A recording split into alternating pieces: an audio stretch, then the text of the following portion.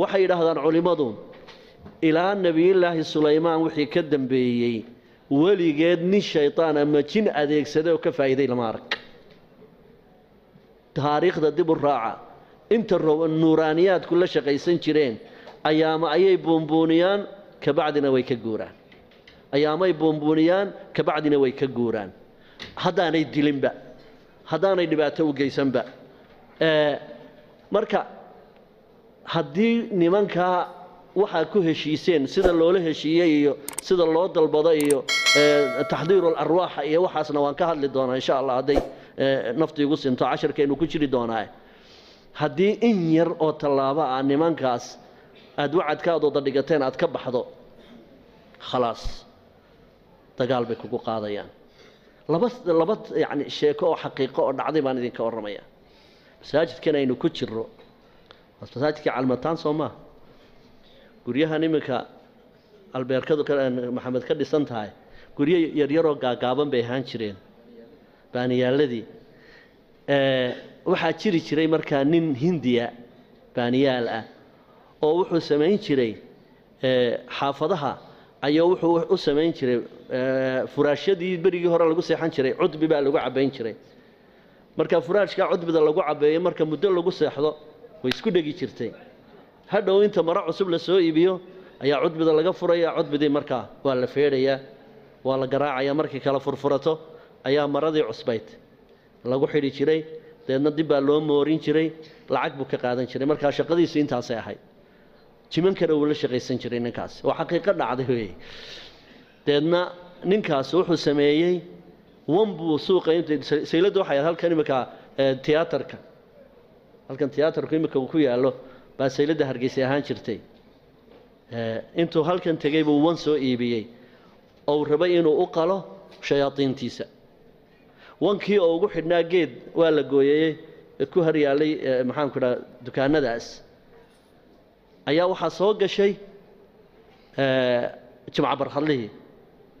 oo waxa jiri jirtay sanadkii hal mar baa waxa maxaan ku dhahay Sheekh Yuusuf al-Kawnayn raxmatullahi alayh ayaa dadku ku aafaysnaayeen oo la siyaaran jiray oo la tagi jiray waxaan ku dhahay wax lagu qalqali jiray oo halkaas lagu dhafri jiray 3 maalmood wankaas wuxuu damcay inuu marka halka geeyo wankii oo u xidhan yaan ka qaldan nimankan uu rabay inuu gowraco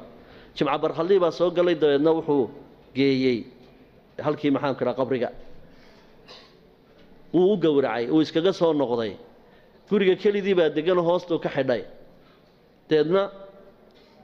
waxa ay u yimaadeen famalayd wax la yiraahdo laga sameyn jiray aqalka dushiisa oo famalaydkii baa uga soo daateen way toosiyeen isagoo hurda markaas ay ku yiraahdeen wariyaahe wankii aad noogu ballan qaaday markaas uu yiri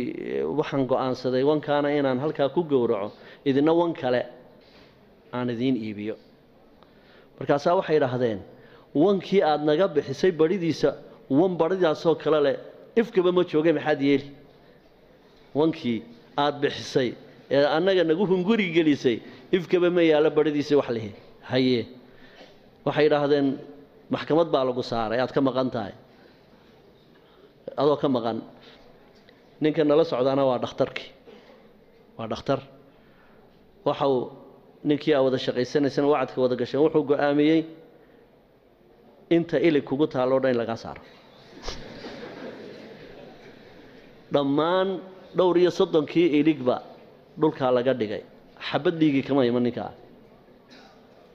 xabad intii ilkoo dhan laga soo saaray aroortii buu toosay dhowr iyo 30kii ilagoo miiska u saaran xabad dhiigina kama iman muddo markaa ilkala ilaa bil deedna ambiil baa loo qaaday maxkamaddii baa ambiil u qaaday waxay yiraahdeen ninkan ilkaha loo geliyo ilaa ilkiisii hor lagu celin karo ilkaha loo geliyo way yimaadeen waxay yiraahdeen wariyaahe maxkamaddii ambiil baa lagu qaaday waxa la go'aansaday in ilka saqafa lagu geliyo waanu soo baayacnay marka wax ilkaha hagaajiyana berbere kaliya jirta hargeysa waxaas ilkaha ulguma yaqaano berbere kaliya lagu sameeyaa waxay yiraahdeen waan soo qiimeynay sadafkii ilkaha waxay noqotay 6 shilin bay 600 shilin